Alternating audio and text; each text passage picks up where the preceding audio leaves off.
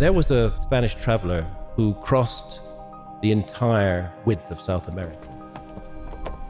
Some years after the conquest of Peru had begun, he reported seeing huge cities. Within 100 years, other Spaniards were in there exploring, and they couldn't find the cities. So they said, he must have made it all up. And that's what academia continued to say. And they're only being found now. Perched on the rugged hills overlooking the ancient city of Cusco, the capital of the Inca Empire, stands the majestic fortress of Sacsayhuaman. This colossal structure, crafted with mind-boggling precision and architectural genius, has withstood the ravages of time, silently guarding the secrets of a civilization long past. This is one of those cases where the science is even more sensational than the headlines. Imagine stones so large and perfectly fitted that not even a piece of paper can slide between them, and you begin to grasp the mystery and allure of Sacsayhuaman. This fortress, more than just a military bastion, is a testament to the Incas' advanced understanding of engineering, astronomy, and their profound connection to the natural world, challenging us to rethink our perceptions of the ancient world. Its story begins long before it caught the eye of Western historians and archaeologists, having been a significant part of local life and culture well before the Spanish conquest of the Inca Empire in the early 16th century. The horrendous catastrophe of the Spanish conquest. The Spanish sent ahead of them terrible diseases like smallpox. The Spanish first encountered Sacsayhuaman during their conquest of Cusco in 1533. Led by Francisco Pizarro and his brothers, the conquistadors were immediately struck by the grandeur and precision of the fortress, which was then a central feature of the Inca capital. Among the earliest and most vivid descriptions we have of Sacsayhuaman were penned by Pedro Sancho, Pizarro's secretary. Writing shortly after the fall of Cusco, Sancho's detailed accounts, alongside those of his contemporaries, provided a first glimpse into the size of the stones and the sophistication of the construction, laying a foundation for future archaeological investigations. That's me, for scale, standing beside that block. As the 19th century rolled around, the ruins of Sacsayhuaman piqued the interest of international travelers and scholars, spurred on by the growing field of archaeology. Notable among these was Ephraim George Squire, who visited Peru in the 1860s. His detailed sketches and descriptions further fueled worldwide interest and brought more attention to the site's historical and architectural significance. By the early 20th century, the first systematic studies were underway, mapping the site's structures and attempting to understand its historical context. However, these early efforts were often limited by the techniques of the time and a colonial mindset that occasionally misinterpreted the site's purpose and construction. Archaeology gives this work entirely to the Incas, even though the Incas themselves recognized and honored the work of predecessors. Advancements in archaeological methods in the late 20th and early 21st centuries, including digital mapping, detailed stratigraphic analysis, and remote sensing, have significantly enhanced our understanding of Sacsayhuaman. These modern techniques have shed light on the construction sequence, the true extent of the site, and its various phases of use, ensuring that each stone and artifact found continues to contribute to the story of a civilization known for its remarkable architectural feats and deep integration with its environment and the cosmos. The construction of Sacsayhuaman stands as a pinnacle of Incan engineering and craftsmanship, incorporating advanced techniques that continue to puzzle historians and engineers even today. The massive boulders used in its construction were quarried from limestone deposits around Cusco, and transporting these behemoths, some weighing as much as 200 tons and spanning several kilometers, remains one of the great enigmas of Incan ability. It is believed that thousands of laborers, without the aid of the wheel or large animals, maneuvered these stones using nothing but logs, ropes, and collective human strength. The cutting precision of these stones is nothing short of extraordinary. The Incas mastered a technique known as ashlar masonry, which allowed them to fit stones so tightly together that no mortar was needed. The fit is so snug that not even a blade of grass can slip through the joints, which also provided significant earthquake resistance.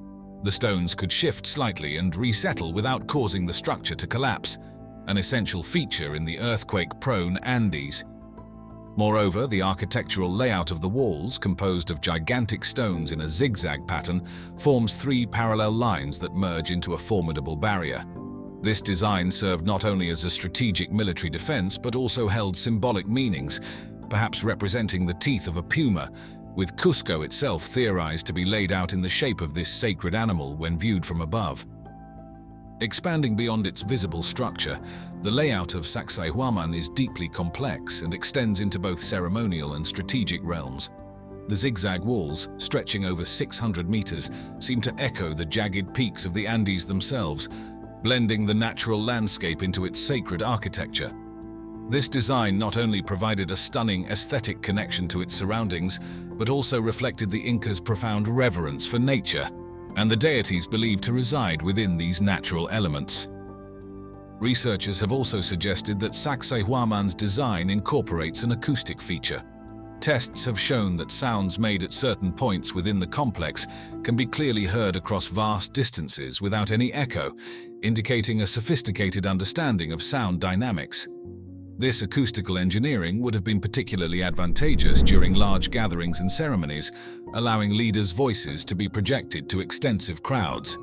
Additionally, the site's astronomical significance is highlighted by the orientations of its walls and specific architectural features, which align with celestial events such as solstices and equinoxes. Continuing with the architectural and engineering marvels of Sacsayhuaman, the Incas demonstrated remarkable ingenuity in water management by incorporating an advanced drainage system within the construction. This system was critical in handling the heavy rainfalls typical of the region, effectively preventing erosion and water damage to the structure. Alongside this, the tiered terraces not only provided a robust defense mechanism, but were also ingeniously used to manage soil erosion and fertility, likely supporting gardens or smaller structures within the complex. When comparing Sacsayhuaman to another iconic Inca site, Machu Picchu, some intriguing differences and similarities emerge, particularly in terms of purpose, function, and construction techniques. Sacsayhuaman, often misconceived solely as a fortress due to its massive walls and strategic location, primarily served as a ceremonial site and a symbol of imperial power and divine authority. In contrast, Machu Picchu, built around the mid-15th century, functioned as a royal estate for Emperor Pachacuti and was heavily focused on religious ceremonies and astronomical observations. The construction styles of these two sites also reflect their differing roles and philosophies. Sacsayhuaman is characterized by the use of enormous stones, meticulously fitted together without the use of mortar. This construction technique, showcasing large-scale monumental architecture, was likely intended to display power and durability. On the other hand, Machu Picchu, while also renowned for its precision stonework, utilizes smaller, more regularly shaped stones that integrate seamlessly with the natural landscape, reflecting an overarching philosophy of harmony and balance with nature. Moreover, the locations and overall designs of Sacsayhuaman and Machu Picchu further highlight their distinct purposes. Sacsayhuaman's position on a high plateau overlooking Cusco gives it a robust, militaristic, and expansive design, symbolizing its role as a guardian over the capital. In stark contrast, Machu Picchu is nestled between mountain peaks, often enshrouded in mist, creating a more secluded and mystical ambience that is designed to blend into its mountainous surroundings, emphasizing its spiritual and retreat-like nature.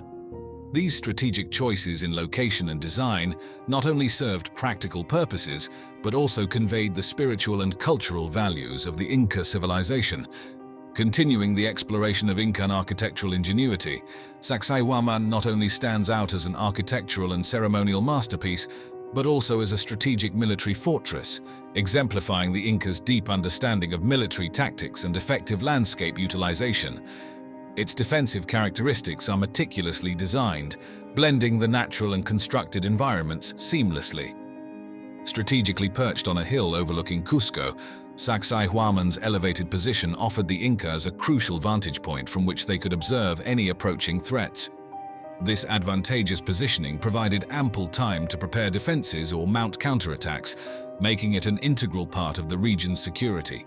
Access to Sacsayhuaman was deliberately limited, with a few heavily guarded entrances. These were intentionally designed to be narrow, forcing attacking forces to enter in reduced numbers and become vulnerable to attacks from defenders positioned along the walls above and to the sides. Within the walls, the arrangement allowed for excellent visibility and easy communication between different sections of the fortress. Signal fires and other forms of visual messaging were used to coordinate defensive efforts across Sacsayhuaman and with other nearby fortifications, further enhancing its defensive capabilities.